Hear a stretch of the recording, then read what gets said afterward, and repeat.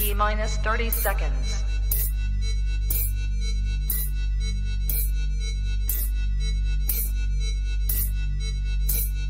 T minus 20 seconds.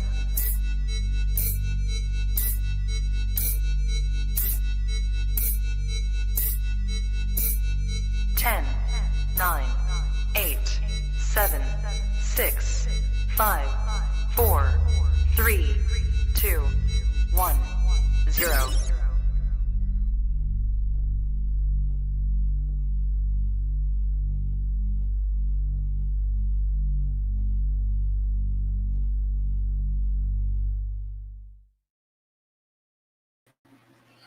Trap Talk Reptile Network, the coolest reptile network in the world, episode 514. DPR live and direct on this beautiful Thursday night. But what's good, man? I'm your boy MJ. Hope everyone had a great week. Hope everyone's week was very great and successful. Hope everyone had a lot of progression on whatever their goals were this week, man. But listen, if this is your first time tapping in, if you're into the ball python game, just coming in, been in the game, want to learn about new markets and new names, this is the podcast to be subscribed to. So smash that like button. Let's do that right away. Hit that like button. If you hit that subscribe button, hit that notification bell, select all, and you'll be reminded about every podcast. Hey, listen, I don't need to be out of order. Can you guys hear that fan? Because I have a fan up there that I left on, and it bothers me, but does it bother you? And if I don't, first person to say, yeah, I can hear that fan, it's annoying, I'll cut it off. But if not, if you're like, I don't hear no fan, you're good, MJ, then cool. Just let me know. But anyways, what is good? Quite the week. US ARC. Please support US ARC. Wait, hold on. Time out. I love US ARC, but I want to get to the people in the chats. There's mad people in the chats tonight. I want to say thanks for all the support I've gotten this week of some of the stuff that I had to lay out on Trap Talk. I will tell you this. There's updates. There's more to the insane sticky finger situation, which I'm going to say for the end of the episode, all right? Because I'm not bringing Antoine here for drama. That's a fact.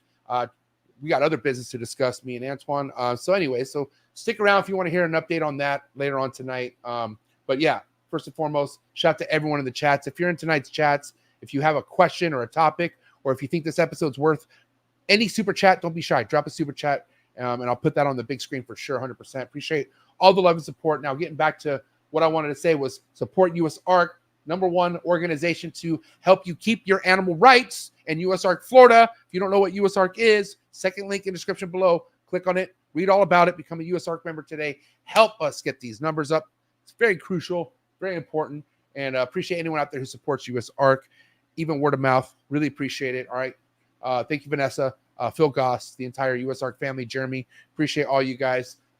Very blessed to have a sponsor for tonight's episode, and that sponsor is Conduit Constrictors, an awesome family coming up in the ball python game and already establishing awesome double and triple recessive projects, working with some quad stuff too. Had an awesome episode earlier this year, so check them out here on Trap Talk, and that's Conduit Constrictors. All right. Also type in that on Instagram. Go give them a follow their Morph market. You can find all the links in the description below. And yeah, like I said, man, really some heavy ball python heat coming out of that family. So thank you, Conduit Constrictors. Also, tonight's episode is brought to you by Focus Cube Habitats, #1 PVC enclosures in the game. What you see displayed behind me are 3x2x2 PVC design enclosures by Focus Cube Habitats. Thank you, Stephen. Thank you, Ashley. Will I be seeing you, Stephen and Ashley, at Bill Stiegel's shindig that's about to go down here soon? If you're watching this, shout out to Stephen Ashley. Go to Focus Cube Habitats on IG. Follow them. Go to their website. You can find the links also in the description below. Appreciate all the love and support over there from Stephen and Ashley. 4 years running, man. I'm just very, very blessed. Also, tonight's episode is brought to you by Clutch, the #1 cutting-edge ball python app in the ball python market. So sweet, so clean. It's awesome to look this organized when you're working with high-end stuff, or even with any kind of ball python reptile, man.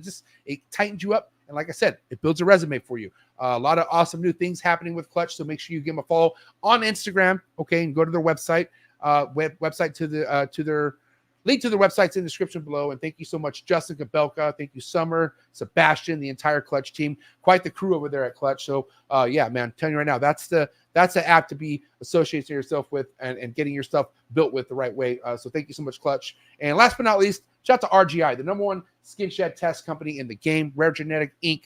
Go over to their Instagram and YouTube. All right, subscribe to RGI's YouTube to be on top of what's happening, the latest and the greatest. They just had Justin on last Wednesday, dropping some really awesome information. So Shout out to Ben.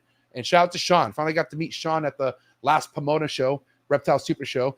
So awesome meeting Sean, and good seeing you again, Ben. And this is why it's so important to go to a Reptile Super Show if you can, because you can run into people like Sean and Ben and chop it up with them about what's to come with skin genetic testing. I think it's fucking awesome. So thank you so much, RGI. All right, guys, let's get to the early birds. Who's here? Who's ready to rock and roll? Where's my family at? There's Krista. All right, and yes, be ready. Big news popping. All right, coming from Neurophi Exotics, Trap Talk Patreon member all day every day. I appreciate so much, Krista. Nick, one of the newest Trap Talk Patreon members to join the family. Appreciate you so much. The Reptile Pueblo in the building. Go give him a follow on Instagram. Herbert, HB Reptiles. Herbert isn't here a lot, but when he is here, he's here for the bangers. And I'm not gonna lie, Herbert don't miss when there's a good breeder on. Herbert's here to tap in. So listen, Herbert, hope to catch you here more. Appreciate you so much. He's also a Trap Talk Patreon member, and I really appreciate him to the fullest. Banana Fields in the building. What's up? I'm forever gonna say bananas. Eric, PJ's Creation, who just got some super bomb heat. All right, so give him a follow right now on Instagram. See what he got. Send him some amazing snakes, and yeah, definitely gonna be putting some hot stuff on the map here soon. Trap Talk Patreon member all day, man. Freddie, Morph Valley Reptiles, Trap Talk Patreon member all day, every day. Thank you very much for being here, my man. Royal Serpents in the building. V-Unit family, what is up, Jamil? Thanks for being here. 1776 Exotics, Big Mike in the building. What is up, Big Mike? Appreciate you. Can't wait to kick it here soon. Daytona's right around the corner. Oh, my God. Damn, I'm about to be in Florida again soon. Can't wait. I really miss Florida, man. I miss my friends in Florida. It's gonna be quite the time. And we'll be talking about more Daytona activities and festivities here soon. Appreciate you being here, Big Mike. Musical Pythons, Trap Talk Patreon member, very excited for this guy because he's continuing his journey of Green Tree Pythons, starting his journey of Green Tree Pythons, and excited to see where you go with it, my man. What up, JD? Trap Talk Patreon member all day, every day. Matt B in the building, Trap Talk Patreon member all day, every day. My man Shane, above all scales, soon to be a new Florida cat. Damn, that's crazy to think Shane's moving to Florida. I mean, listen, some of the best reptile keepers are in Florida. Some of the craziest ones too, but you guys are getting Shane. I think that's dope. Appreciate you so much. Give him a follow on Instagram because he does have quality reptiles and he loves his stuff. So, and also awesome dude too. So shout out to Shane, above all scales, Trap Talk Patreon member. Jen in the building. What's up, Cigar City Exotics? And here he is, Big E Top G Villarino. Catch him here every Monday night. New breeder on the block, and it's it. Big E in the chats. We're gonna end it at that. All right. Appreciate everyone in the building. We have stuff to discuss with my man DPR because I'm not gonna lie, Antoine's a young-looking guy, so sometimes when you look at Antoine, you'd be like, man, is this guy? I mean, how long has this guy been around? You know what I mean? Start to question it. All right. And I knew he had his feet concreted in this game already for a while, but as I noticed him being excited about these new morphs that he's been working with, there's a few, but Cantaloupe, because I just like the name, just stands out the most, right? So, but this also goes with all the other thousands of names that are coming out of nowhere, right? So how do we know what names are legit, what names aren't legit, right? And how's Antoine so sure about his projects, which we're going to talk about all that, man, and discuss about the Japan market first and foremost, because this guy has been invited to Japan and he's checked out everything that's going on over there, which is, I'm excited a lot to talk about that. You know what I mean? It's always been a dream of mine to go to Japan ever since I was a little kid. Always wanted to go to Japan. I think it's because it was the Three Ninjas. That movie, The Three Ninjas, always made me want to go to Japan. So could be a possible dream. I'm trying to connect myself with some Japan players. All right. And it's not what you know, it's who you know. And I know my man DPR is connected. So it's going to go down. Hope you guys are ready. But it's that time. So let's do this. And what I mean by time, I mean it's that time to do what you got to do to get your mind right. Do what you got to do to stay hydrated. Episode 514 coming at you right now. DPR Coldblood in the building. Let's go. Choo!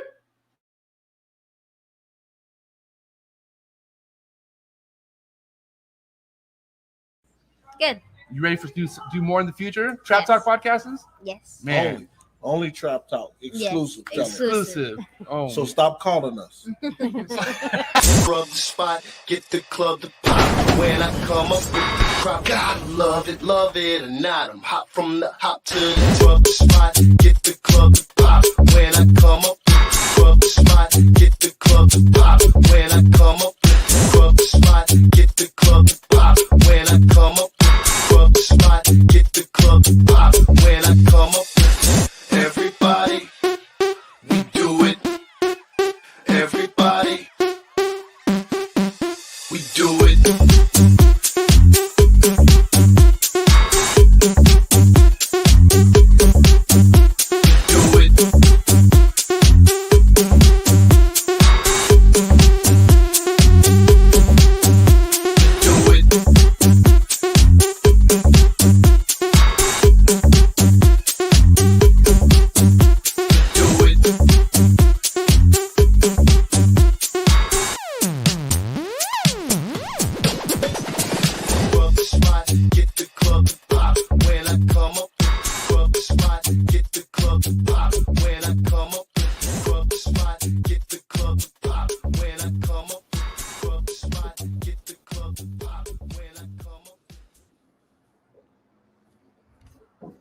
We're live, episode 514. Antoine, DPR, my guy. What is good?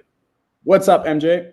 Thanks for coming back, bro. I always appreciate when you're My pleasure. an appearance here on the trap, man. But this is your first Thursday night one-on-one with me, so this is gonna be one for the books. And I gotta say, I'm really excited because I always knew there was something happening in Japan with ball pythons, right? But I didn't really know anyone who was actually physically there.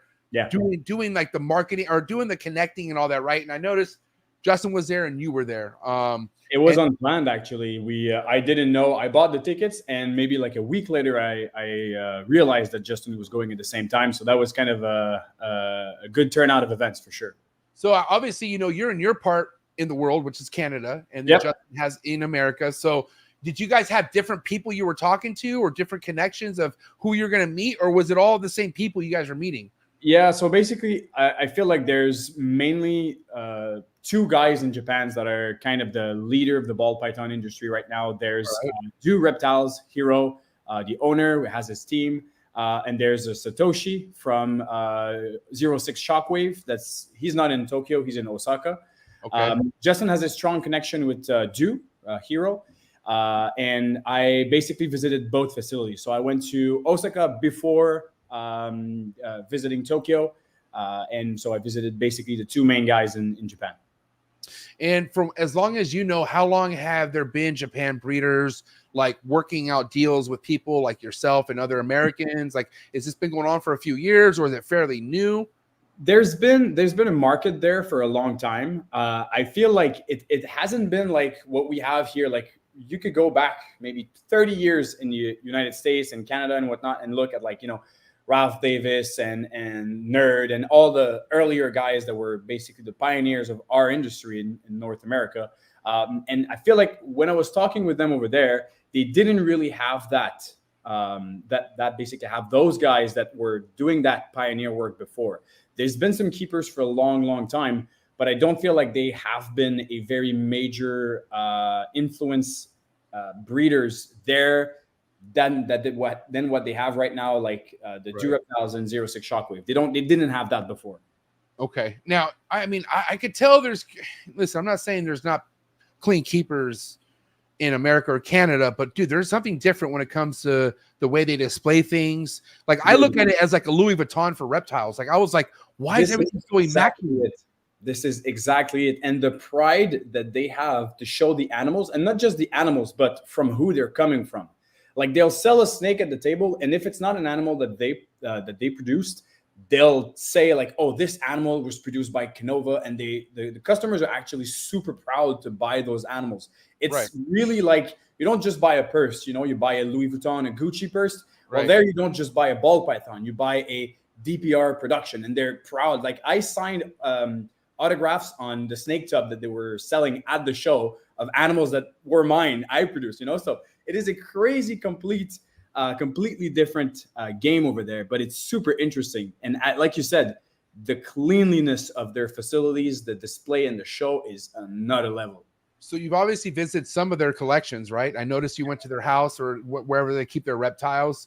What would you say the biggest difference is? Like, how Europe, some people in Europe, they can't feed live. Is that the same there? Like, can they not feed live, or can they feed live? Okay. I would say the one big take I can take back from this show is, I'll explain what it is and then the demographics of it. So they have ball python specialized pet stores over there, and not just one or two, they basically have dozens of them.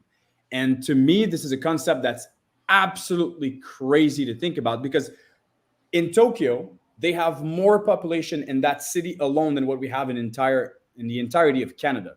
So in a super small area, they have basically a bigger market than everything we have here in Canada. So just that alone allows them to have those ball python specialized pet stores.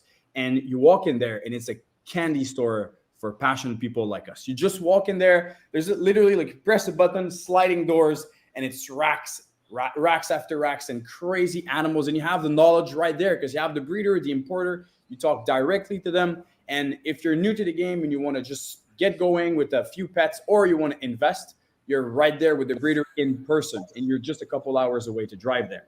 This is a place of business. Like this is a place where you go, like if you were to go to Petco or some shit where we're at. Exactly. But instead of just going to a random reptile pet store or whatnot, you go to a ball python breeder pet store. This to me was just nuts, man. Is this something that you could see yourself doing where you're at someday? Or is it kind of like, oh, that's kind of tough to do? The problem is we don't have the same demographic situation that they have over there. If they you're in Montreal. You're in Montreal, right? Yeah, we have 1 million people in Montreal. They have over 50 in Tokyo. Just to give you perspective, you know? So that's crazy. I'm limited. I'm very, very limited to what I have. Like it would be honestly like just seeing that really opened my eye to that opportunity of people to come visit and whatnot. Obviously, there's always people. I'm always open to people visiting the facility. But when it comes to more of a, random customer basis, it's something that we need to have at some point. Right. But we don't have the same dynamic as they have, unfortunately. Yeah, man. I mean, here's the thing. We don't have the honor and pride that Japan has for them, like in all levels. Like America's always, America's America, and that's fine. But like Japan, like I saw a video the other day of two baseball players. Like one of them was the other one's hero, right? And he's the other one's his name is Ichiro, and he's been in the major leagues for years. And this newer Japan player came and was so like he like ran in the field to meet him and like was like so honored, took his hat off and started bowing. And I was like, it almost gave me chills. Like dude, that's fucking pretty awesome, because those guys are legit. A lot of people have pride and don't do that shit here. You know what I mean? Yeah. Or like, or they're too good. But there's like Japan, it's like they're not too good for each other at all. Like they respect each other so much. It's crazy, Yeah, going there and seeing not only like their excitement for the industry and whatever, but just seeing how they, they receive and they greet people when you go there. I was there. Justin was there. There was Ralph Sim from the originator of the Cosmos. Willie from Austrian Reptiles, originator of Confusion. So, we were at Juris also, and a bunch of different guys from different countries, and just seeing how excited they were to have us over there and how, generous, they invited everybody to the restaurant and they took care of us. They made us visit the cities and paid for activities and whatnot.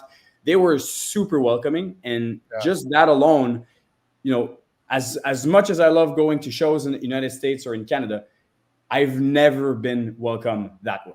You're kidding. You're going to be very excited even more to like pursue my dream of going to Japan. Dude, it's crazy. It's crazy. I'm for sure going back next year. I made some good friends over there. I want to bring my girlfriend there next year. Definitely a amazing trip. Oh, man. Okay. So I have to ask you too, because there's many different ways of being successful breeding ball pythons, obviously. Like there's no one way to do something. Hey, do what works for you. But over there in Japan, are they more rat feeders to their ball pythons? Or are they mice? Like what are you noticing that they do more than the other, I feel like from the perspective I got, they didn't really like, so most of the guys, they don't have their rat breeding. They have a rat breeding, but it's not connected to their reptile facility. So either they rent another facility somewhere else, or they have it in the countryside and they just bring the rodents from time to time. So I didn't visit any of the rodents facility. That's something that I'd like to do next time. Everybody was talking to me about mainly rats. A few of them were also breeding ASF. They asked me for some tips for that. Nice. But right now, most of what I'm hearing is as live rats. Okay.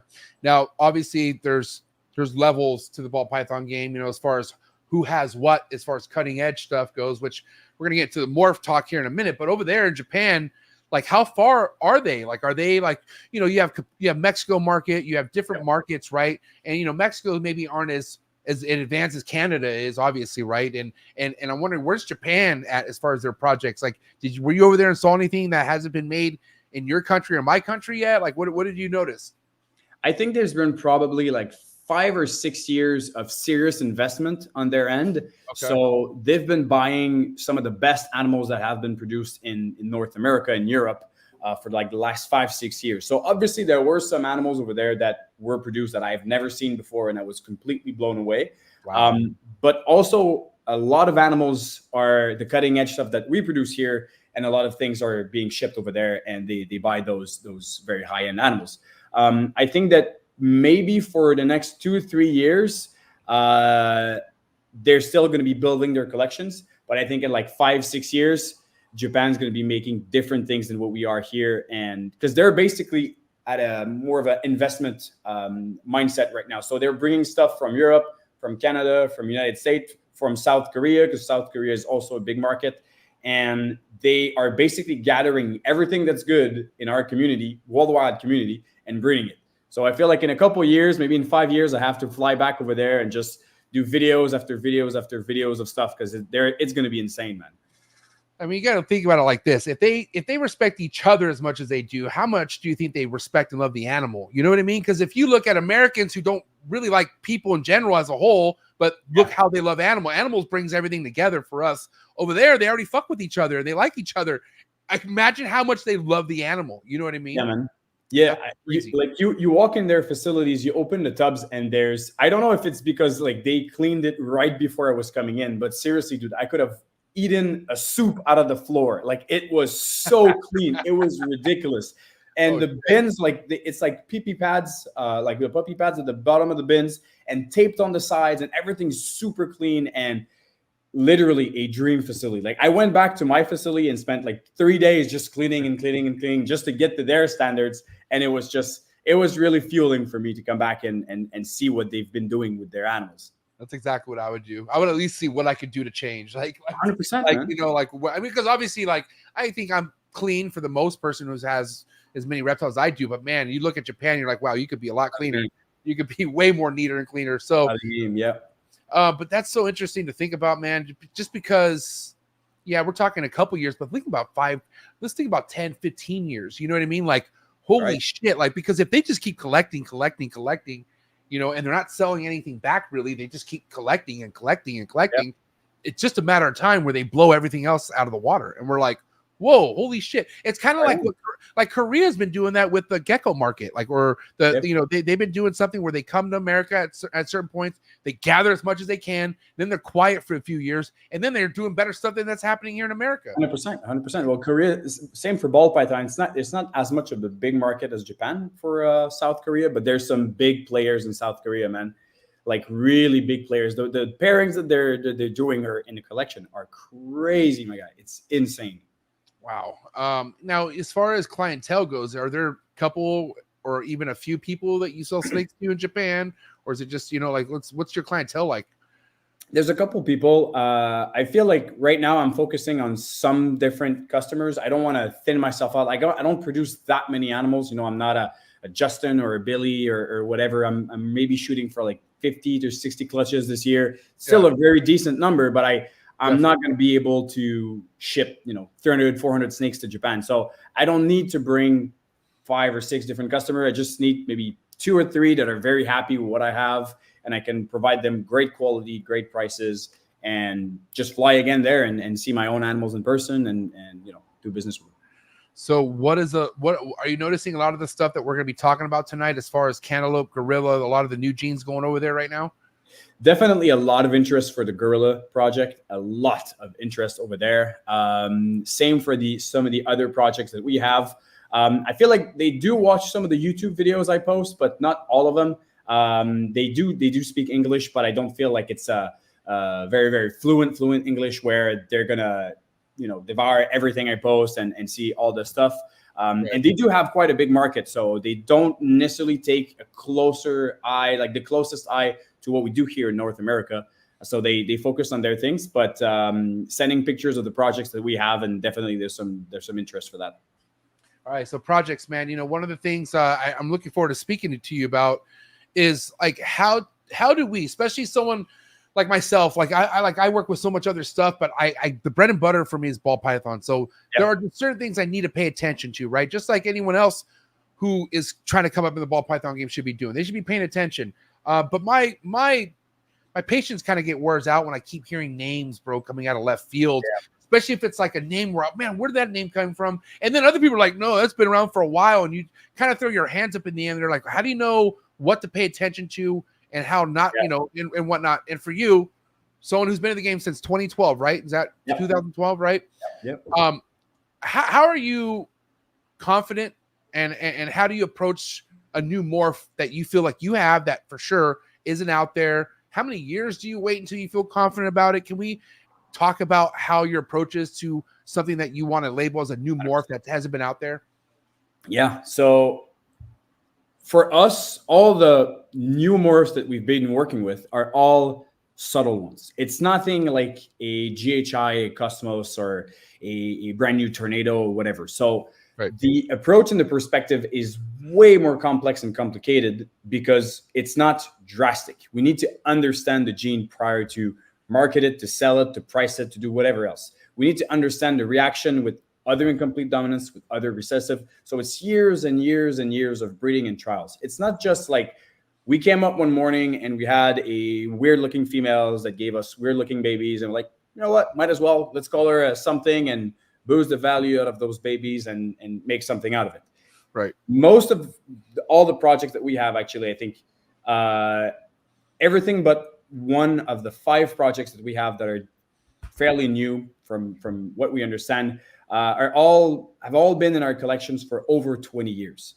Not mine personally, it's an NBK Reptiles. Basically, I don't know if you remember, but I manage his ball python breeding facility. He also has a YouTube channel, but as far as ball pythons, he's more of a colubrid guy, but he had for like 30 years a wholesale business, and they were importing ball pythons from Africa in the early 2000s. Wow. They were selectively picking some nice looking ones, some different looking animals. And when I arrived to his facility in 2017, we sat down, we looked at everything and all the Dinker projects that were over there. And we basically narrowed down to a few of them. We scratched some that, were kind of dead ends or maybe too much effort to work on. And we focused on a few things. So from 2017 to 2024, all those years, we've been really trying to focus on how all of those different genes are working, interacting, and how we can recognize them and whatnot. So a lot of effort has been put. And I'm always transparent. Whenever I post anything as far as videos or whatnot, I'm always like, you know what? We're discovering it as we go. It's not the most visual gene ever. So it's not like, here's what it is, the big price tag and whatever. So it's a lesson and learn. I mean, that's the biggest red flag, I feel like, for any kind of new morph is if there's a huge price tag already attached to it. Because it's like, what's the motive? I'm confused. Like, why would there even be price involved if this is a new morph where, like you said, we're still figuring out things? Like, there's still timing and we need to put it into other stuff before we can even get that excited. You know what I mean? Absolutely. Yeah. I feel like, when you look back at Lace, for example, Lace has been there for a long time and it was slept on big time. Oh, yeah, sure. And until the right people got their hands on the project, did the right pairings, the right animals to really show the potential, now Lace is kind of a cornerstone of our industry. Like, you need Lace in your collection to be relevant, in my opinion. I agree. So some of those genes it's just a matter of finding the right combinations and creating the right animals and marketing it the right way. But for this, it takes time. Just making our first visuals of any of the incomplete dominance that we're working with, we're not there yet. Maybe next year, maybe the year after that, but it takes so much time and effort. So we're getting there, but it's a slow and steady process. How are you? Like, everything has a priority list, right? Like, so you have the dreamiest projects that keep you up at night sometimes, and then you have other stuff underneath that, right? So out of all these new name morphs, like the newest stuff that you have working, like Gorilla, Cantaloupe, and other names we'll talk about tonight, like, what's the most important, or where do you see the most progress right now? Like, which one do you feel the most excited about? The one that has given us the most impressive results is the Cantaloupe. It is a very subtle gene on its own, but when you start stacking it, and the craziest thing is that we've only stacked it with some of the most basic genes. So like Pastel, Enshi, Yellow Belly, Orange Dream, and that's pretty much it. But, everybody knows what a Super Enshi Pastel Yellow Belly looks like. But if I show you a picture of the Super Enshi Pastel Yellow Belly Cantaloupe, this thing is neon yellow, like almost like with orange hues. And this animal is insane. So when I see this, I know that just from those very standard genes that are super common, I can achieve this amount of colors and this amount of contrast. This is what gets me excited. Like, the future of those are simple genes, man. And we can still look at something that looks that crazy. It's going to be insane when you start throwing in the crazy genes and the super OD and the hypo DG version. It's going to be just crazy.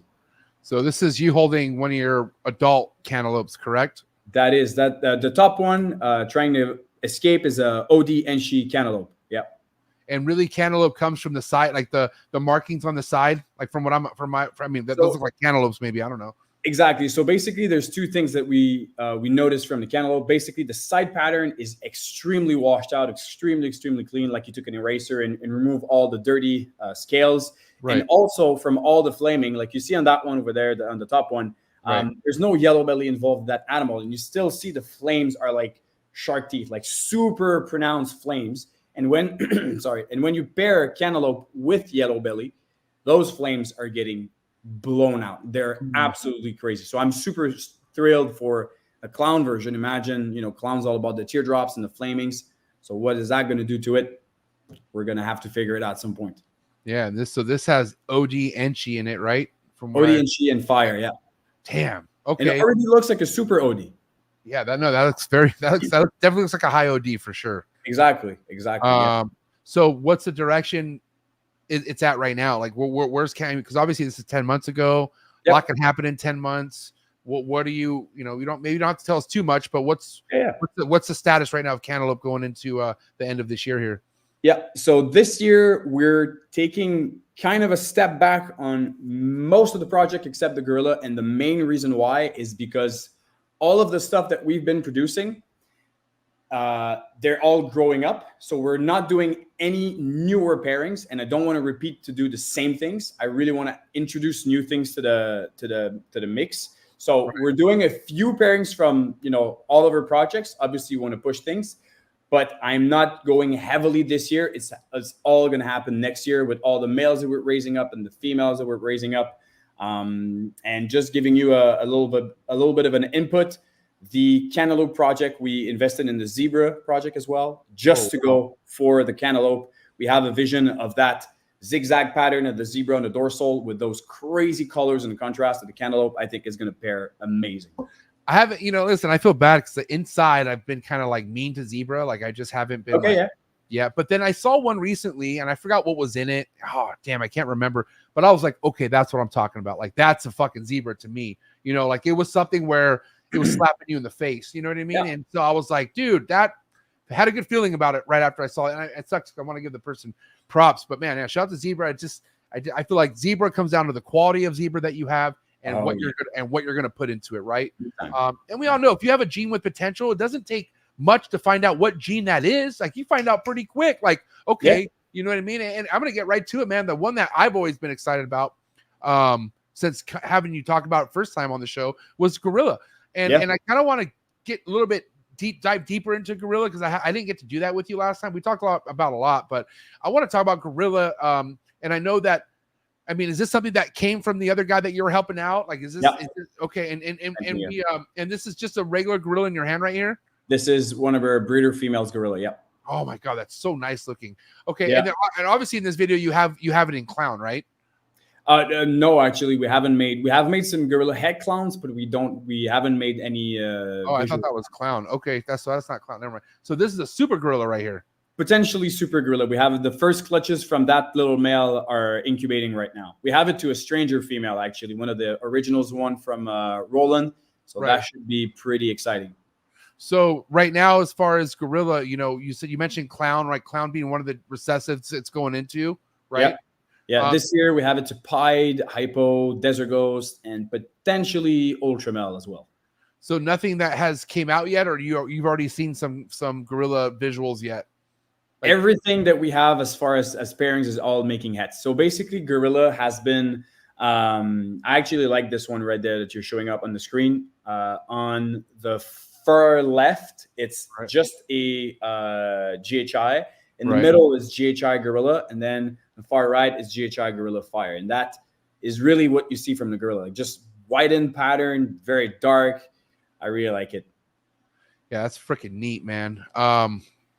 So you want to say it's like almost like a GHI on steroids, or it just kind of darkens up GHI? And I mean, I don't know. It's kind of like it's like a mix between GHI and blackhead almost. Yeah, and there's also a lot of heteroexanthics vibe to it, but the heteroexanthic don't keep from the ones. I mean, we have a lot of heteroexanthic stuff, and they don't keep the dark colors as much when they age. And even as babies, they're not as dark as the gorilla we've hatched. There's some similarities, but the same way as, cinnamon, black pastel have similarities and whatnot, but they're doing different things at the end of the day. But so it's exciting for sure. So when it comes to like, for instance, when you discovered that you have a potential like new wave in a morph movement with gorilla and cantaloupe, did you notice these as they were babies, or did you notice these as you produced them, or like when did you start eyeballing like the new stuff? So for the gorilla, it's a funny story because initially we paired, basically in 2018, I think I paired a gorilla male to a pastel and ivory female, and everything I've seen from, the gorilla was very dark. So it was like, maybe it is some sort of heteroxanthic or black pastel cinnamon type of dark genes. And I wanted to see a kind of pewter reaction of something that interacts very strongly with pastel. And the pastel, it just didn't really look like a pewter or whatnot. And I kind of threw it away, and we actually wholesaled all the animals. And it's basically last year we did a blackhead gorilla pairing and a GHI gorilla pairing. And from those animals, that's really where I was like, holy crap, I basically wholesaled some crazy snakes without knowing it. And it really happened from the right pairings and really seeing some potential with the right genes. As far as gorilla and the cantaloupe, we always knew it was kind of there, but we really never figured out exactly how to really get all the colors and the pattern to work together. And in the last 3 years, just by working it with OD, pastel, yellow belly, and enshi, we really figured something pretty crazy. So we're going to take that and then move on in the future. So, obviously, Antoine, you've been around, man. I'm sure you're not easily influenced to change something that you like. Like if there's something you feel good about, no one else is going to change your mind, right? If you feel good about it, you feel good about it, right? So what do you do? What do you feel like? What's your first train of thought when you see like people who hate pastel or people who think certain genes shouldn't be worked with? That's not necessarily a smart thing to do, right? Because you almost need these simple genes to figure out certain things that you have, maybe, right? To me, like I love to cook in my personal life, and I often refer to the genetics and the combination and whatnot as cooking. Correct. Every single genes is similar to an ingredient or a flavors. It's not because a flavor is very strong that it doesn't have its place.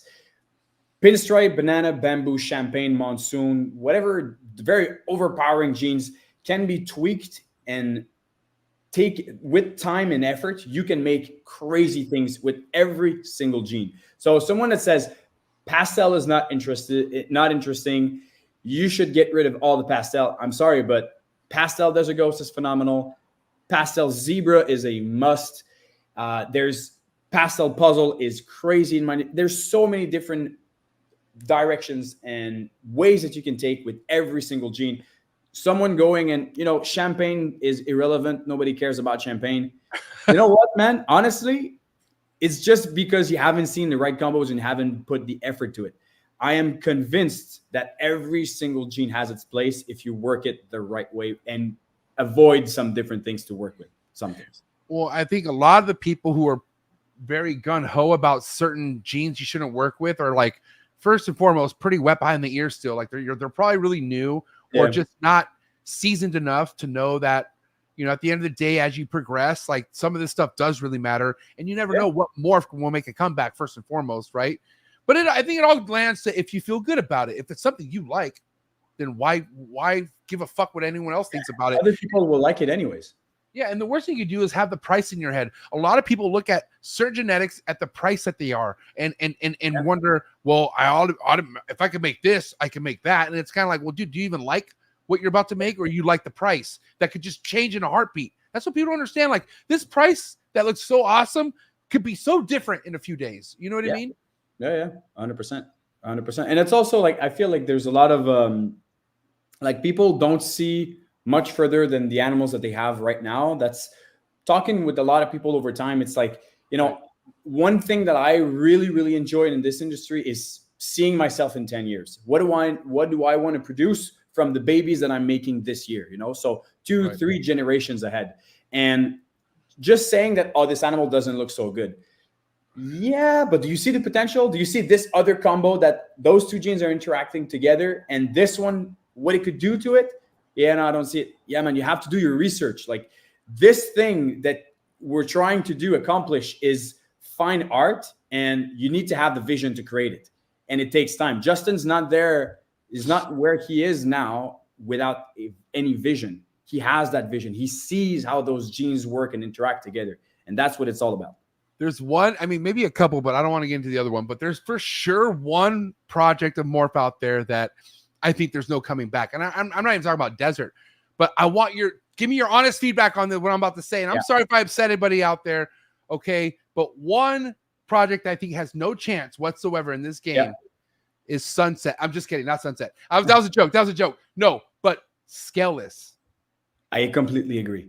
Thank you. I completely agree. I have to. Sometimes I have some delusional people who dude. come to me and they still have scaleless projects and they're like, I know what to do with this. I know how. And I'm like, dude, you have no idea how fucked this project is. And you're wasting your time, dude. Seriously, in the last years, we had, just for fun, okay? I swear an oath to myself that I would never touch or hold a scaleless ball python without producing one myself. Right. So that was like, I was drastic about it. I had a show, I wouldn't touch anything. So I had a pair just for fun. We produced 3.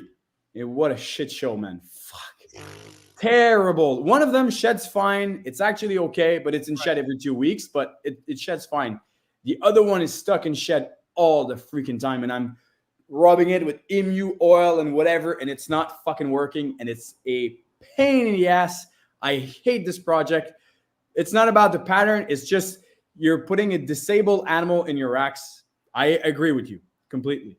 Yeah, and that's a good point Antoine make. It's not even a mutation. It's a birth defect. You know what I mean?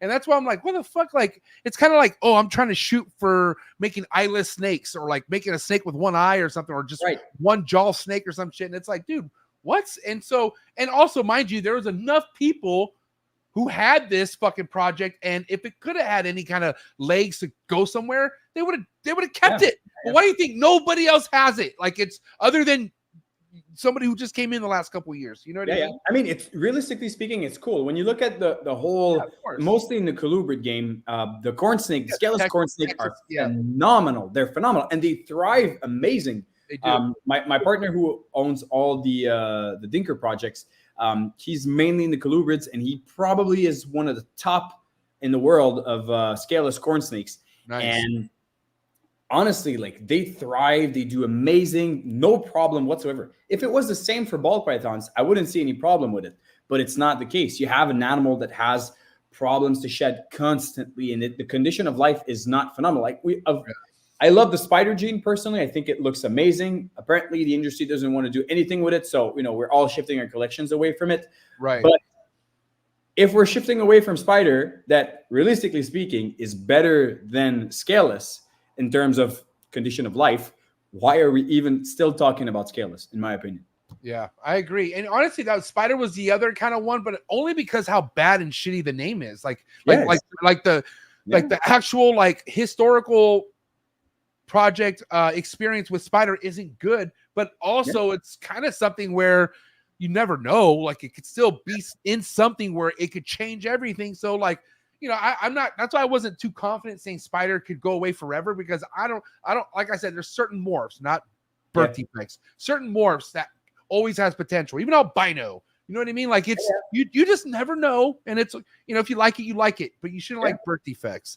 No, I agree. Absolutely. But anyways, okay. So I want to kind of get back to what you were saying about production size. This year you're looking to hit how many clutches? Probably like 55 or 60. I have a lot of younger females, so I'm always kind of running late in the like beginning of next year, end of this year, but probably 55 to 60, in that range. And what's your holdback game like right now? Like, are you like trying to collect as much as you can still? Like, are there things that you're needing to pursue certain projects, or are you gonna have quite a bit available to sell? Like, what's your so in the last 3 years, I've been my best consumer customer, basically big time. I have held back a freaking big ton of animals, like really, really heavily. But this year, I kind of feel like I am at a place where I need very specific animals for my collection, either from things that I produce or animals that I am going to purchase. So I'm more in a mindset this year of selling most of what I make and buying the very right animals for me, because I don't necessarily want to hold back 60 snakes this year. If I can add maybe 30 snakes to the collection, I'll be happy. So going back to what you're saying, being your number one customer, right? Like, you know, obviously you get first pick on everything. How important is that for anyone new coming into the game, you think, Antoine? If you make something that you can't buy, or that, you know, has a crazy quality or an insane price tag, there is no good reason, in my opinion, to sell that snake. If it's not to buy something better. When you come in, I understand the cash flow and the whatever, but if, let's say, like, I don't know, like you produce the first crazy Cosmos, DG, whatever, and you're newer to the game, you just invested, those animals are going to be the pivot for your breeding in the future. You cannot go and sell those snakes to whoever wants to pay the crazy money for those animals. They are the foundations for your collections in the next 10 years. So I feel like if you just came in and you have hit some crazy animals that you can't really go buy elsewhere, dude, you have to take it. Yeah. And it's so smart to do that. But at the end of the day, like, you have to build some sort of credibility within at some point of being a breeder where you want to start getting your own customers, right? So there has to be a time and place where you know what's important to hold back and what's important not to hold back. And you need to start planting those seeds out there, right? Like, you know, I mean, where do you feel like it's important to start looking for customers? Like, at what year? Like, does it depend the production size that you have, or the availability as far as like what you're willing to let go? Like, where do you feel like someone should focus on getting customers and stop being like a hermit or just being a closet breeder and worry about their projects, you know? I feel like when you start, I would, if I had to restart everything today without the knowledge and everything, I feel like you get the most knowledge from buying from different breeders, because obviously, like, you know, everybody's trying to differentiate in this industry, especially nowadays. And the customer service is super important.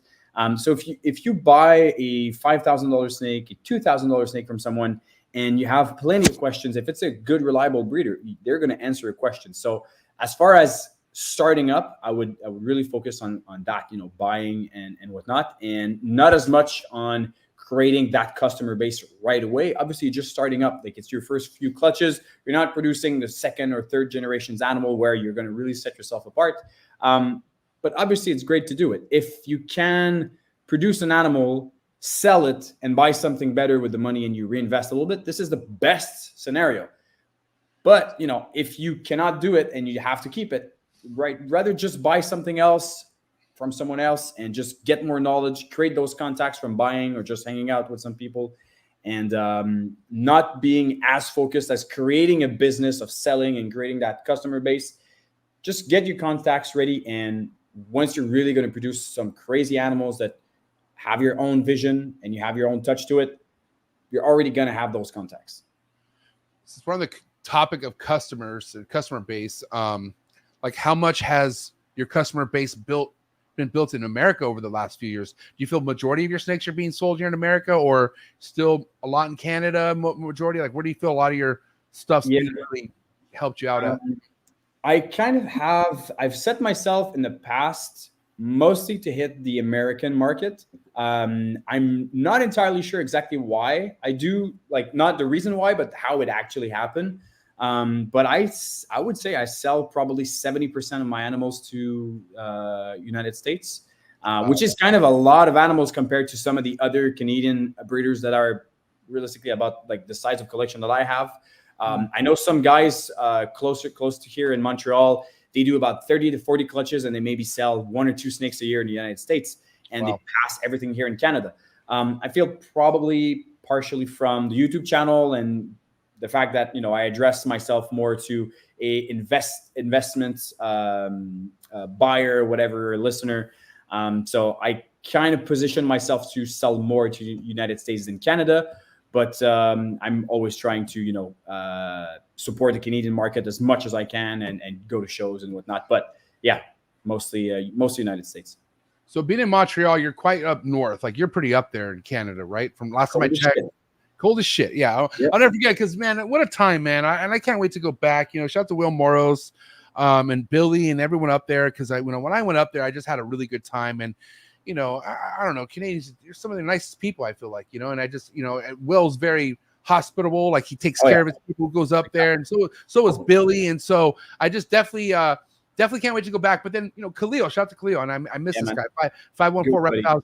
He drove down and visited, but he told me how far his drive was, and I was like, holy shit. 5.5 hours from actually Will's more like 4 or something. Yeah. But I even Will was kind of far from where I was at from Toronto, and I was like, God damn, it's even further. And I forget like how deep Canada really goes, and that's kind of more French Canadian up there, right? Like I noticed your accent's slightly different from the others down south. You know, my main language is French. Yeah, but that means like the market, like you said, it's not as big. Like you're in where you're locally from. There's not much as far as like snake gathering hangouts and shit like that, right? Dude, not as much really. And Canada is a big country, man. And the thing is, there's plenty of good breeders here, but we're all stretched out apart. There's a lot in the Toronto area, but as far as my side in Montreal, there's not a lot of guys here. So every time you want to go hang out with some breeders, oftentimes it's always the same guys. And if you want to meet some of the other Canadian breeders, you have to do 5-6 hour drive, and you can't do that every weekend. So it's a different game. Obviously, different game when you have the type of seasons that you have. Obviously, like the cold is no joke, and it's cold for a long time up there. Obviously, there's no place like home, but do you have it that good with your collection, your rodents, all that, where you don't see yourself moving out of where you're at? Like, I mean, let's kind of talk about demographically where you see yourself in the future. Yeah. It's a little hard to picture. I'm really attached to the roots that I have here, as far as the cultural aspect of it, the landscape, the demographic, the fauna and flora here. I'm really, really passionate about our country here and the region that I'm in. If I could move to the States easily, I think it would be something that I would be interested in, just because for the business, it would make everything so much easier. But as far as how complicated it is to do, I kind of don't think I would do something like that at some point. Maybe move to Ontario. That's something that I have been looking into. But for the next 4 or 5 years, I'm still going to be here. Yeah. Now, I know every year is different, right? Because I don't want to say global warming, get on that topic, but we do get some funky ass, unexpected type weather, even where I'm at, Are you constantly figuring out new things as far as how to work your snakes in certain temperatures? But do you feel like how cold it gets, it helps your breeding season as well? Like, what are some of the plus and negatives about where you're at with the weather? The interesting thing about weather, there's actually kind of two things on that. The first one is our winter this year was the warmest I have ever seen. I'm not, I'm 25 years old, but this is the warmest I've ever seen in 25 years. We had a very warm winter. But the main thing is with that climate change and whatnot, it's the natural catastrophes that happens. Like we had a huge tornado last year when we got a flood at the facility. We got over 20 inches of water. I remember that in the basement and whatnot. And it's just things like that are going to happen more and more from that climate change that this is mostly what I fear a little bit, because, we're very prone to, how do you say that in English? And it's it's a very cold, it rains, and then it freezes everywhere. Like icicles and stuff like that, or snow, or what are you talking about? Yeah, but I know the French. Oh, hail! You're talking about hail. Possibly, but this happens, and it stucks on the electricity line, and we get power outage for days and days and days. And with climate change, this is something that happens more and more. These are kind of little things that we have to back ourselves up with generators, with water pumps, with alarm system, and all things that are keeping us on our toes. 100% flash freeze. Thanks, Will. Flash freeze. Yeah. Well, of course, Will should come in clutch for that. There you go. Save my French ass. Yeah, man. You look, because listen, this is why I love all my Patreon members and people who support me, but some people come to me and they ask for advice like, MJ, how'd you do this? How'd you do that? And I'm like, and I'm answering, but I'm like, dude, don't you live in Virginia? Like, bro, it's going to be a little bit different for you, my guy. Like, you might want to consider getting a generator. Like I have a generator too, but it's like a $1,500 one. It's not like one like Justin, the one that Justin just installed in like a $20,000 one. I'm not saying you need a $20,000 generator, but again, if you have a building full of reptiles, you might want to consider one. But a lot of people don't think about that till it's too late. You know what I mean?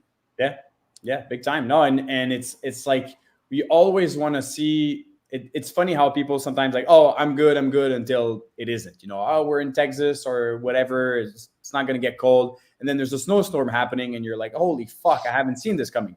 But yeah, look at other people's kind of like, you know, I had a flood, we had power outage.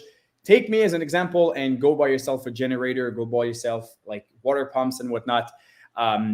You're never too prepared. And if the water pump sits there and you spend $1,000 on it and you never use it, good for you, man. And if something happens and you have it, you'll be like, I'm a fucking genius and I have that ready to go and I'm not fucked. Yeah, I mean, dude, you want to talk about thinking I was fucked? I don't know if you remember earlier this year, I had a flood. Like, we got flooded. San Diego got hit with so much rain that nobody's backyard was ready for it, right? And so, and somehow, which I know how, but water came into this room, and I instantly thought, oh my God, I am so fucked. I don't have a water pump. I don't have anything to pump it out. But luckily for me, my house is a little bit on a slant. Okay.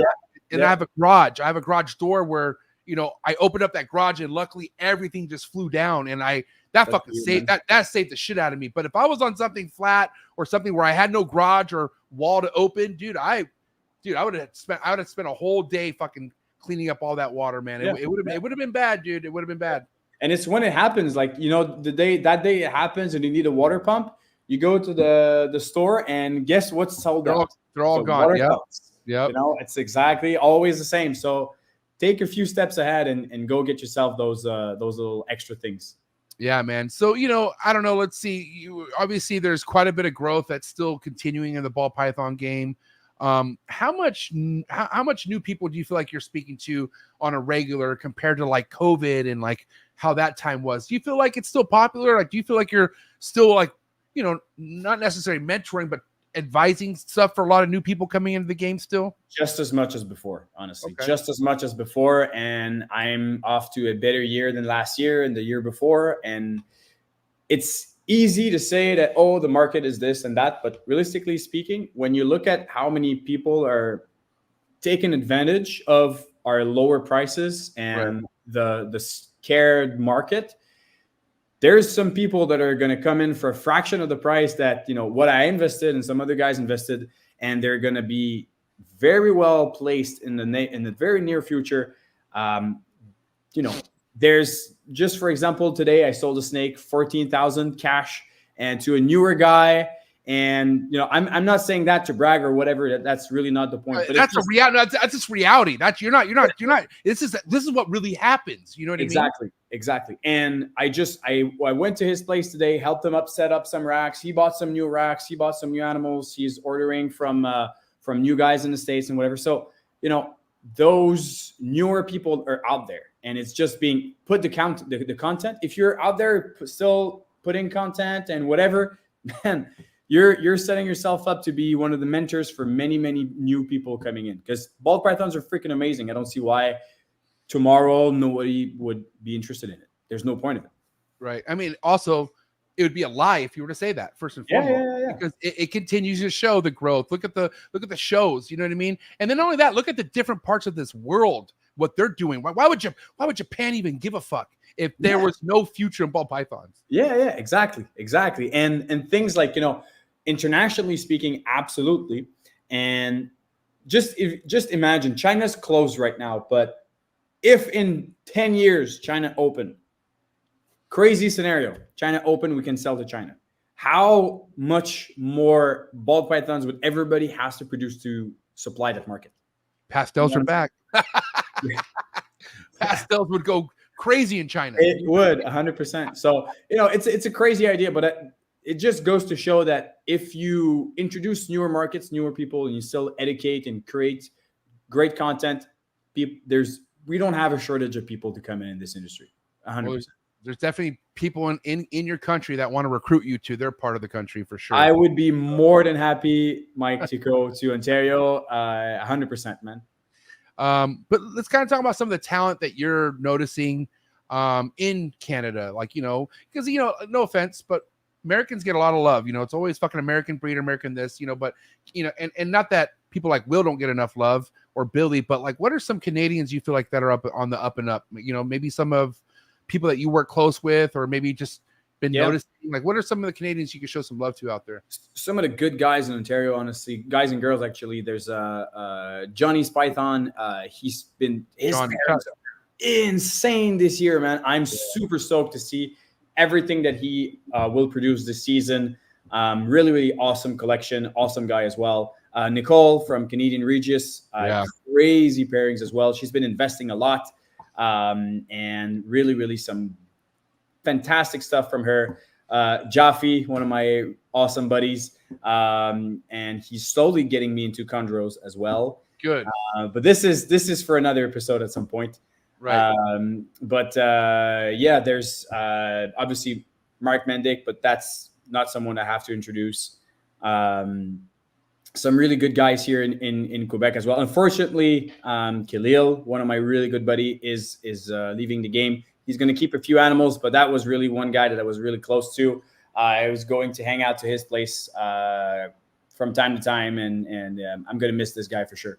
I was kind of depressed about that, but I mean, listen, I know Khalil is young, he's good looking, he has great hair. He'll be back. Like there's so much still to be lived in this life, and Khalil's going to be fulfilling his whole life. And I know something will bring 514 back, because not only was Sam and Khalil just next level people, but the brand, the logo, like 514s, that's concreted into the ball python world. You know what I mean? And we have to notice that this is the 514 episode. So we're saying it now. This is crazy, dude, right? Like, dude, happen. That's pretty epic. Like, there we go, man. At first, I'm like, why is he bringing up 514? I'm like, Khalil, but they're like, no, 514 is the area code in Montreal. Yeah, it is. That's fucking epic. I did not plan this. I wish I did, but fuck it. It's perfect. You know what I mean? It was meant to be, bro. So, you know, and listen, I don't need to get into details, and it's no one else's business, but I know why Khalil left, and I know he has other things he wants to pursue. But if we put Khalil off the topic right now, we talk about the other people who are selling their collections, and just people who are just choosing to just, you know, I'm talking about people who've only been in the game for maybe 2-3 years. Khalil was in for a while, you know what I mean? He was there before me, He really was. And so, you know, but for the people who came in COVID and they're already selling their racks and collections, like what does that make you feel like, or what does that make you think of? You know what I mean?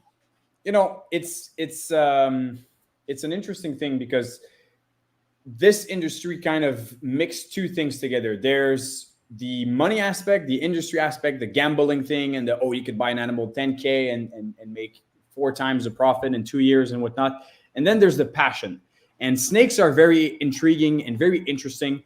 But when you mix the two together, you get some different people from different background and different perspective and different interests in this.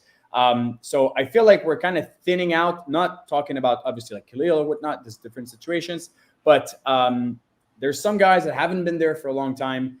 And if you have to hustle to make your sales and the passion is not there to clean the snake shit and the rat and whatever, if the sales are not happening as fast as you would have expected before, and the prices of the animal you invested in are dropping, I can see someone that's not truly passionate leaving.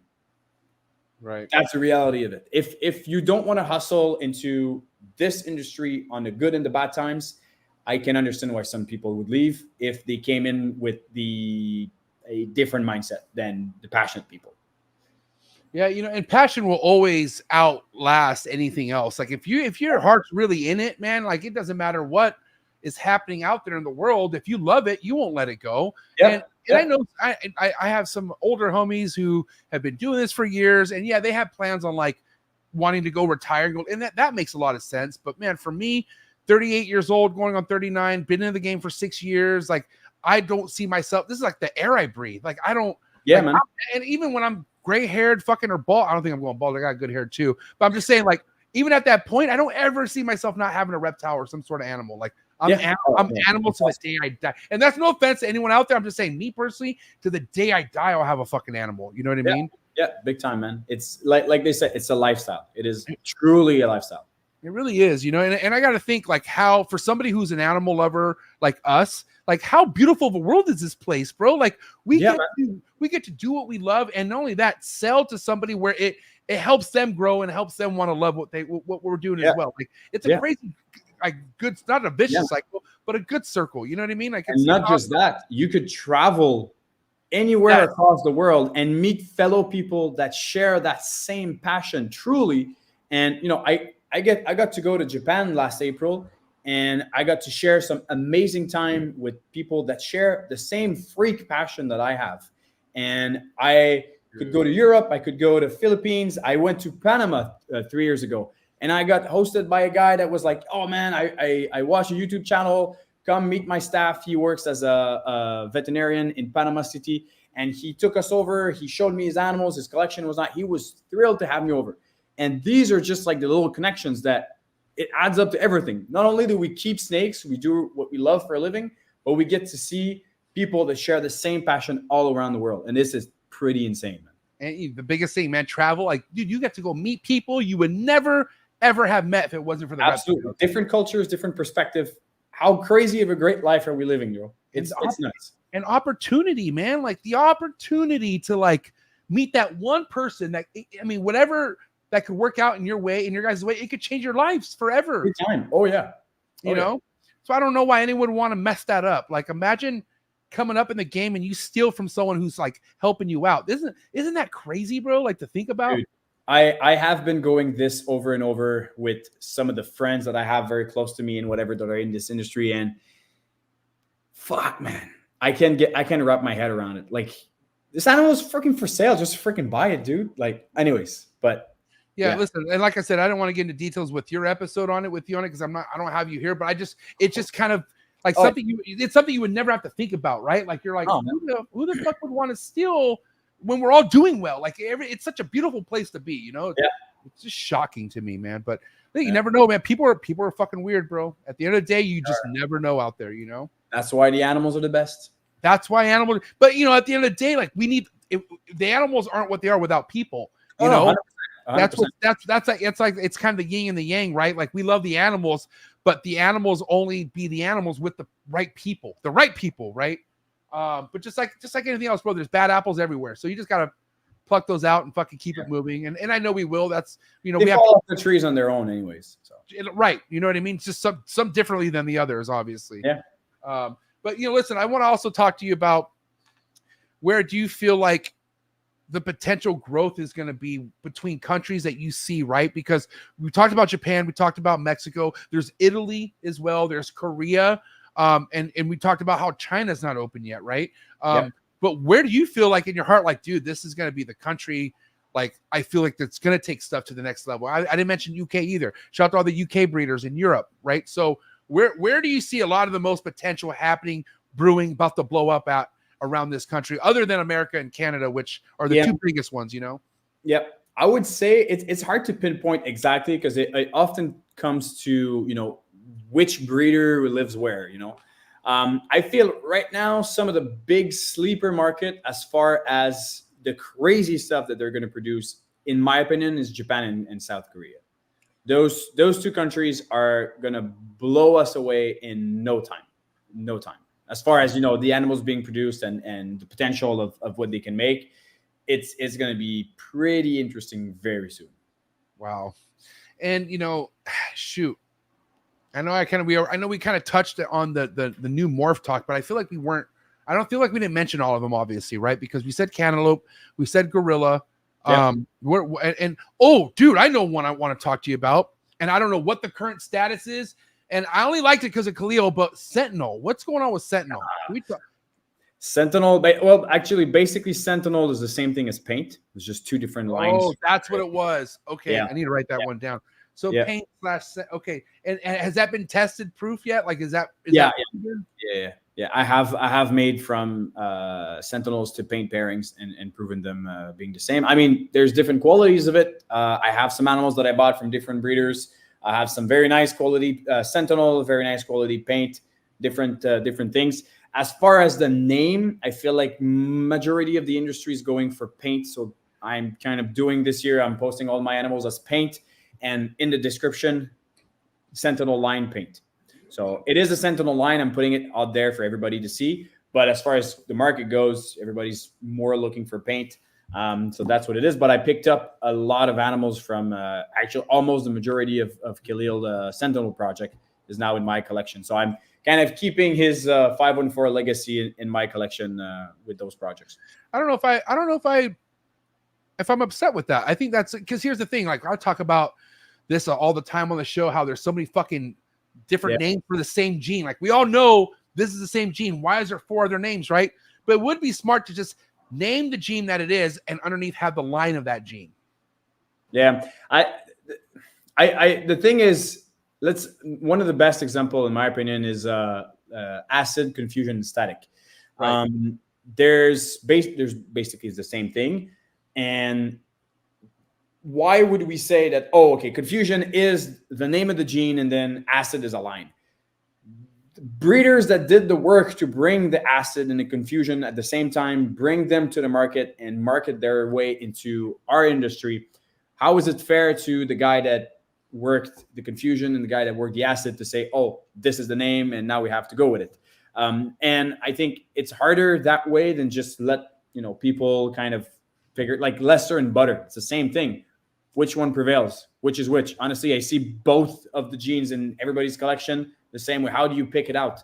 How do you say, oh, everything should be lesser and scrap the butter, Yeah, I mean, listen, one of the things that first brought my attention to the different fucking names for one gene was DG and enhancer. Yeah. Because I always knew there was enhancer, but I was more focused on DG. And then I heard or I saw people putting DG/enhancer. And I'm like, wait a minute, what's going on with that? But then ever since shed testing came out, and it is what it is, dude, I don't see enhancer anymore. I don't. I think a lot of people just fuck it. I'm labeling this shit DG. And I heard you weren't supposed to do that, but how are you gonna stop them?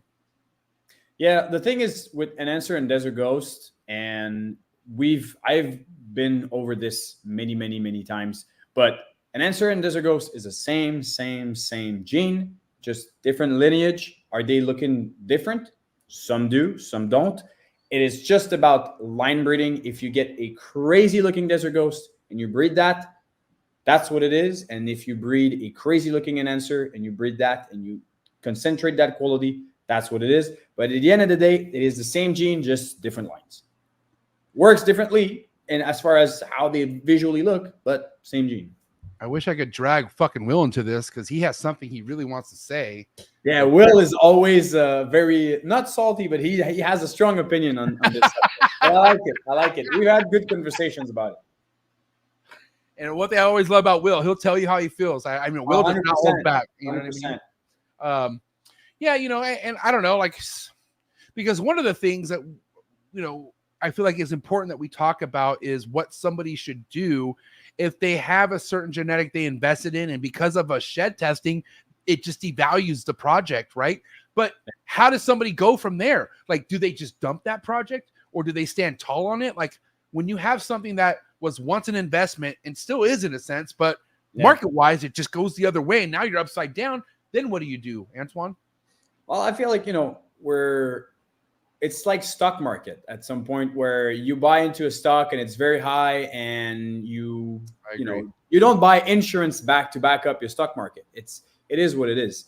If you invest into a stock and it drops and you think you should sell right now, well, sell right now, or keep working it and see if something happens and it picks back up. But you can't really predict it, and it kind of is what it is. It's sad to say, but let's say, dude, you buy into Tornado and you go all into it and you realize that the females are infertile, and well, what can I say? It is what it is. You realize it afterwards, and it's part of it all. So yeah, don't put all your eggs in the same basket, I would say. Did that happen? That really happened with Tornado, that gene? No, not at all. I don't want anyone to take what I'm saying. Not at all. I was just holy giving shit. an example. No, not at all. It's actually a gene that I like. I like a lot. Maybe in the next coming years, maybe something I would be interested in. Okay, Justin showed the Tornado. Was that how it kind of started being talked about? Because I feel like it just came out of nowhere. I've seen the post. I can't remember who produced it. I remember it's in Europe, but I've seen the post when they first produced that, the Tornado Pied, and then Tornado is infertile. Stop it, Will.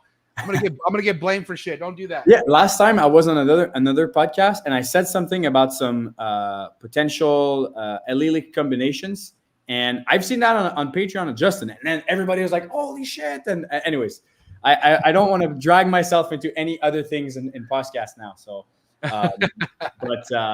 yeah, no. So I've seen it before, but then Justin shared the video, and yes, I'm definitely interesting gene for sure. Yeah, and I don't know. Is there another gene out there that you could think of that maybe you don't even have it, but you're interested in it, and it's one of the new ones? What's something we're missing here?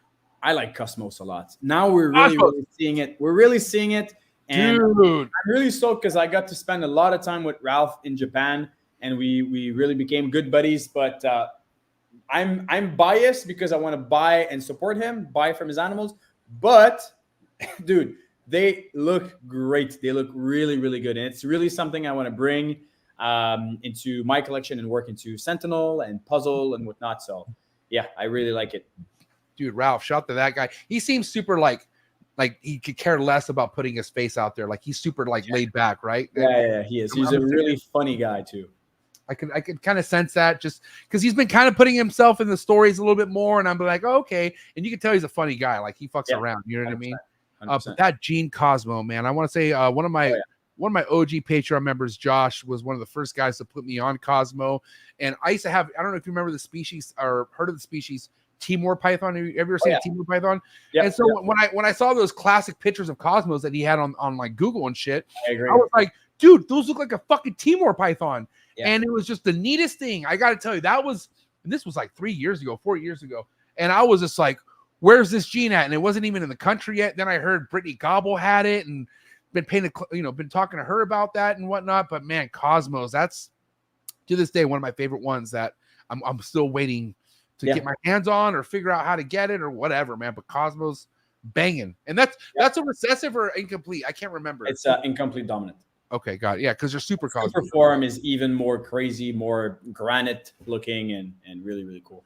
But the really cool thing about Cosmos and what I think has shown me the most potential is that it's very powerful, but it's not overpowering on everything. Some combos, you see it very much, and others like, it kind of blends out with everything else and it adds some different textures to it that are not overpowering, like, a pinstripe or whatever.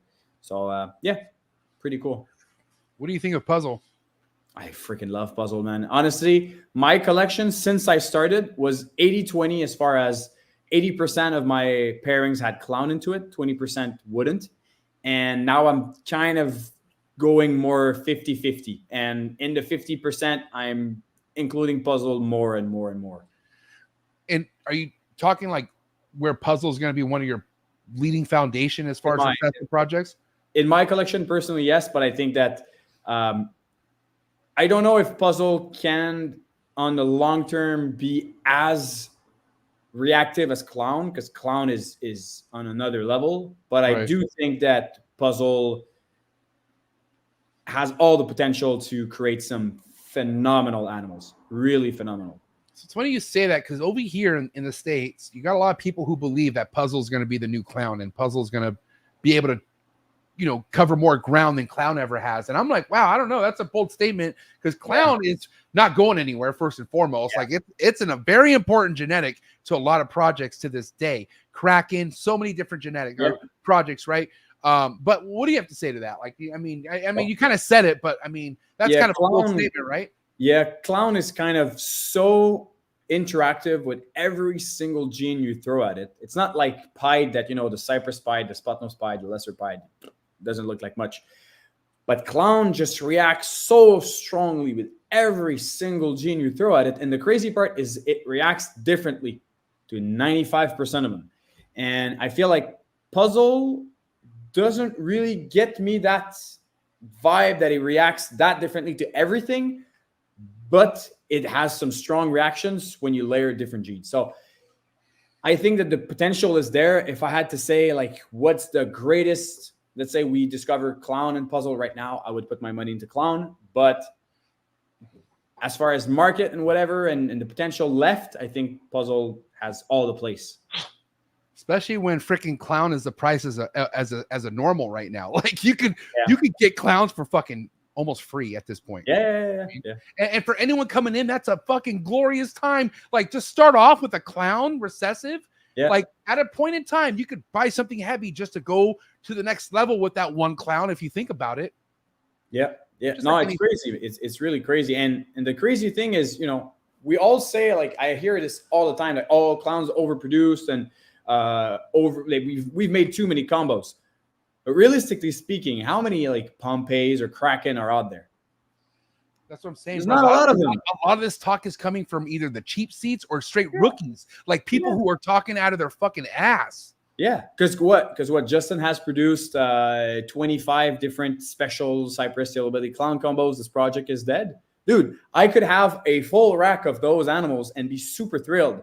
And I'm sure that there's 99% of the people in the chat that would do the same as me. So the market is there. It's just to, you know, figure it out that clown is still relevant. And we can, even if it's producing the similar animals, they're freaking amazing. I don't see the point of, oh, well, you know, it's been made. Let's pass on to the next thing. No, I don't think so.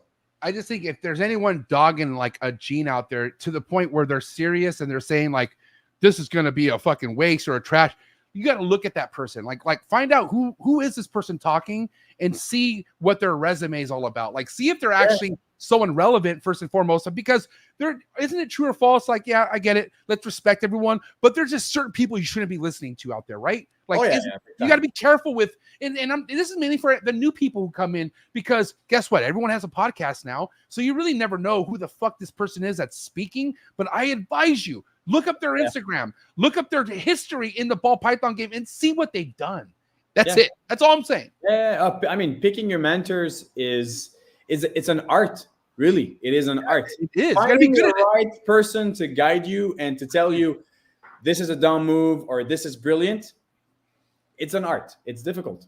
I've never heard of that, but it's so true. Finding someone who could help you, no matter what it is, that it's an art. You got to be good at it. Yeah, dude. Quote me. I never heard of that. Yeah, that's a good quote. That really is. Yeah. You know, finding a mentor is an art, man. It really is. But listen, I got to wrap up topic for you. Okay, it's an hour and a half went by way too quick, but let's talk about anyone out there. Like, what are the steps? Let's hear from you, Antoine, because I feel respectfully you do have some new morphs, some shit that you should really be excited about, because you're putting out not only the time and effort, but the content. You're showing people examples, right? So that's why I feel like I'm excited for a lot of the new stuff coming up, right? But for anyone out there who's just coming into the game, maybe have a few years of breeding under their belt, but they think they really have something new, like, right? And maybe they're hearing this or like, now I'm scared to tell anybody, but like, what's your advice for anyone out there who thinks they got a new genetic? Take a few years to think about it. Really. Like, seriously. It's like a tattoo. It sucks, man. It sucks because every time we have something new, we want to freaking post the shit out of it and market the shit out of it and be like, I'm going to make so much money out of this. But realistically speaking, whenever I have someone saying like, oh, I have a new gene, I'm like, fuck, man, poor you. Like, it's not fun. It's not fun because you have to dedicate a whole rack and 5 years of your life to a project that might lead you to a dead end, especially if it's subtle and it doesn't look like, or it looks similar to something else. Like, to make sure that this gene is very different and it is relevant in this industry, you need to have strong females to push that genes forward, a very good supply of rodents because you're going to hold back a lot of animals, and the ability to take care of animals for years and years that might not lead you to anything, and then the ability to push your projects, market it, share it, go to shows and whatnot. Seriously, I would not advise anyone coming in to grab new genes, like very, very new genes. If you have a good collection, sure, do it. Fine. If you have 10 snakes, don't even think about it. There's no point. Yeah. You know, I mean, all I'm hearing what you're saying is slow your roll. Like, just like, if it is something that you think you have, time will tell, right? Yeah, like that's exactly. And there's no rush behind it. And I feel like that should be the best habit you should start building as a new breeder, is not being in a rush for anything. Like, you know, we all want to produce stuff and get there, and it will happen coming from two people who, you know, I mean, dude, what's crazy is you told me you're 25 years old. Yeah. You've been in the game since 2012. Yep. So you're what? You were 13 years old when you got into the game, or I got my first ball pythons then, and my first clutch was at 16, and I've been nerding out on World of Ball Python at 10 or 12. I actually my English I learned through Brian Barczyk's videos. no fucking way. Yeah. Rest in peace, our guy, Yeah, our guy, man. I really miss that guy, man. I really do. I was not really like watching his content for the last couple years or whatnot, but all the respect I have for the dude, like he is really the reason. I remember when I was a kid, I was maybe like 10 years old or 10 to 12 years old, French Canadian. I didn't really speak English, didn't really care about English in school. And I loved reptiles. And I remember stumbling on his YouTube channel and I saw racks and racks and rows of racks. And I was like, I want to do that. That's what I want to do. That's what I want to fucking do. And every time going back from school, watching his videos, and I learned my English through that. And I really knew that this was the lifestyle I wanted. I don't know how I got started talking about this, but yeah. So, damn. Yeah, it's a trip to say, because I mean, think about how many people he impacted like that. I'm one of them, and I say it all the time. It took only a couple videos for me to be like I didn't want to be what he was, because I thought it was impossible. It was like looking at a professional golfer or something. But I was like, I want those snakes. Like I want that life a little bit. And I didn't think it turned into this, but man, God bless Brian Barczyk. What a fucking guy, man. Yeah, that dude, man. But listen, great episode. I mean, I covered everything I want to cover with you tonight, and I, I'm always looking forward to the next one when you're on here. But I appreciate you so much, Antoine. We just had under 100 people tapped in at one point. So what do you have to say to all the love, all the support, even all the Japan players that are going to be listening to this, anyone globally who's been supporting you? What do you have to say? I'm the most grateful person. It's crazy. I can live this insane life from, the sales and the passion and whatever. And I'm getting amazing feedbacks from everything I'm doing. And I just love this, and I just want to share everything with all of you guys. And it's been a pleasure, and everyone's supporting. Thank you so much. It's always fantastic. Yeah, man. Pleasure's all here on this side. But listen, if anyone wants to be on top of everything that you have going on, what's the best way for them to follow you? Would it be your Instagram? That's where you're most active, correct? Instagram and YouTube. I've been slacking recently, but I'm back. I have some crazy OD monsoon I have to share with you guys very, very soon. So yeah, Instagram and YouTube is the place I'm at. Well, actually, I don't want to be I'm not trying to rub in people's face, but I got a sneak peek of that OD monsoon, and that shit is ridiculous, bro. Like, yep. And they're out of the egg now. Are you waiting for the first shed? What are you doing? They've already shed. I'm just basically waiting for me to film something, and I'm a bit of an OCD. I want it to be perfect, so that's right. I'm figuring out the right takes and the whatever, but they're insane, man. Insane. We didn't get to talk about monsoon, but I will say that's a genetic I'm very excited for, and I'm looking forward to seeing what you have. And yeah, man, the future's bright for you and monsoon and all the other genetics, man. I'm really, like I said, keep doing your thing, man. It's, somebody who's come in at a young age. You guys are built differently, man, and you're really the future of this. So it's an honor to have you here, man. But enjoy the rest of your night. And guys, do me a favor, give him a follow. Man. DPR COLDBLOOD. But it's a wrap for the homie Antoine. Ladies and gentlemen, give it up. All right, bro. Thank you so much, man. Have a good night. Yes, cheers, man.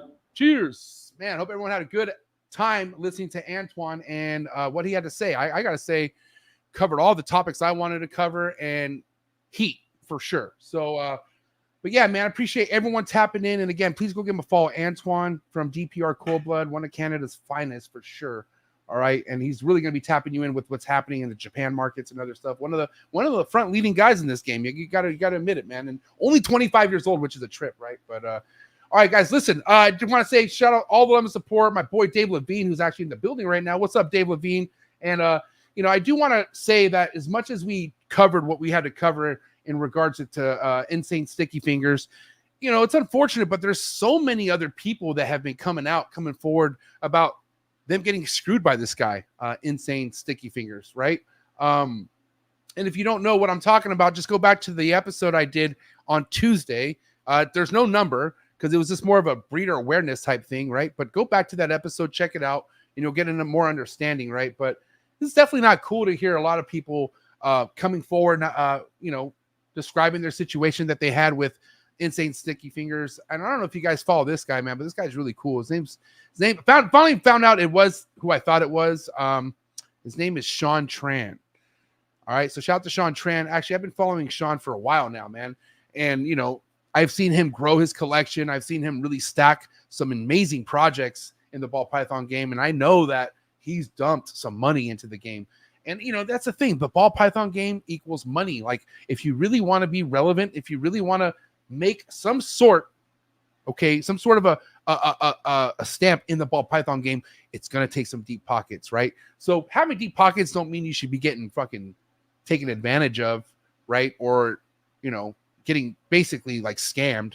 And it's very unfortunate, you know, but other than Dave getting his $10,000 Sunset Clown taken from him, which is now returned, which is, we're all happy the snake's returned, but, you know, Insane Sticky Fingers, you know, victimized this dude, you know, the homie Sean, Astral Pythons for like 8K, sold them fake heads, right? So from what I understand, you know, if we type in Insane, let's type that in, let's see what happens. So Insane Clown, damn, nowhere to be found. That's funny. So obviously we already know where this is progressing. All right. Somebody who did some damage to people who are basically disappearing, you know. And I will say, I'm not going to, you know, I can't individualize names, but I don't like how quiet it's been over the fact from certain demographics in the hobby where I feel like something should be spoken about because it's not okay. And I feel like I'm one of the most vocal person on this matter because of the person it involved, which is my good friend Dave. You know, but like I said, there's other people who have been affected by this individual, and it's fucking very unfortunate, you know. So I do want to just shine a little light on the homie Astral Python's Sean Tran's situation. And again, he's just one of a few others that I've heard. So, you know, I don't know, tapping with Sean, maybe, you know, help him out if you can out there. You know, I don't know what we can do. You know, again, this guy's already disappearing, you know, but he does have connections still in the hobby. So either way, man, what's right is right. What's wrong is wrong. Definitely want to say shout out to anyone out there who wants to make things right. That's for sure. But yeah, man, it is what it is. Got to get these bad apples the fuck out of here. And it is what it is. We keep it moving. But I appreciate everyone who tapped in tonight. Again, DPR Cold Blood, amazing episode. Please go give him a follow again. And if you liked tonight's episode, then do me a favor, hit that like button, hit that subscribe button, hit that notification bell, select all. You'll be reminded of every single podcast dropped out of the Trap Talk Reptile Network. We are 7 days a week. Holy shit, let's go. Starting next week, of course. 6 days a week this week, and then starting Monday, 7 days a week. Bangers. You know, I'm talking like, I'm not just saying like shit fucking episode. No, people who are a part of this are bringing heat. You know what I mean? Above and beyond what's mostly out there right now. So just subscribe, notify yourself, and you're going to be put on game on so many different levels in this reptile world. So I appreciate you guys so much. Have a good night. Be here for tomorrow's episode. All right. Thank God it's Colubrids, JMG Reptiles. If you're a hognose guy, don't want to miss this episode tomorrow with Dave Levison and JMG Reptiles. But guys, thank you so much. Let's see. Where did it go? Oh my God. There he is. Holy shit. Man, I'm high as shit. Listen, episode 514 in the books. Thank you so much. DPR, Cold Blood. See you here next time, and I'm out. Cheers.